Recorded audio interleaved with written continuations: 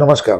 20 October हा माझा जन्मदिन. या दिवशी माझा वाढदिवस साजरा करण्यासाठी, शुभेच्छा देण्यासाठी करवीर विधानसभा मतदारसंघ तसेच कोल्हापूर जिल्ह्यातील आणि कुंभिकासरी परिसरातील अनेक माझ्या प्रेम करणारे ज्येष्ठ पदाधिकारी, माझ्या पक्षाचे कार्यकर्ते, परिसरातील सर्व नागरिक शुभेच्छा आणि आशीर्वाद देण्यासाठी मला येत असतात. परंतु यावर्षी हा माझा वाढदिवस दिवाळी दिवशी आलेला आहे आणि आपणाला कल्पना आहे की महाराष्ट्रामध्ये अतिवृष्टीमुळे महापुरामुळे शेतकऱ्यावर संकट उभा राहिलेलं आहे. आज शेतकरी उद्ध्वस्त झालेला आहे. अशा परिस्थितीमध्ये मी दिवाळी दिवशी वाढदिवस साजरा करणं हे मला उचित वाटत नाही.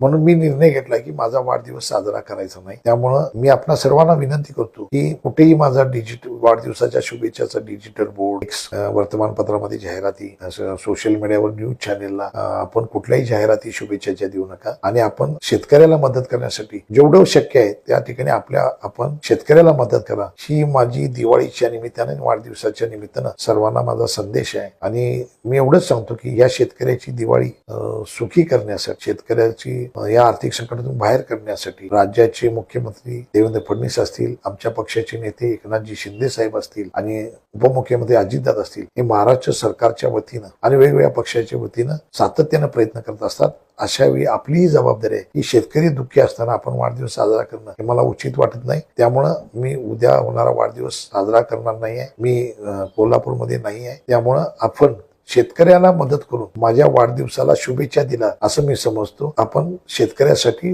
ताकदीनं मदत करा, एवढंच माझे या ठिकाणी आपल्याला विनंती आहे. दिवाळीच्या आणि पाडव्याच्या आपल्या सर्वांना मी हार्दिक शुभेच्छा देतो. महाराष्ट्रातला असणारा बळीराजा या ठिकाणी सुखी हो आणि या संकटातून बाहेर पडण्यासाठी त्याला परमेश्वर त्याला शक्ती दो, अशीच मी दिवाळीच्या निमित्तानं इच्छा व्यक्त करतो. आणि आपल्या सर्वांना पुन्हा एकदा दिवाळीच्या शुभेच्छा. जय हिंद, जय महाराष्ट्र.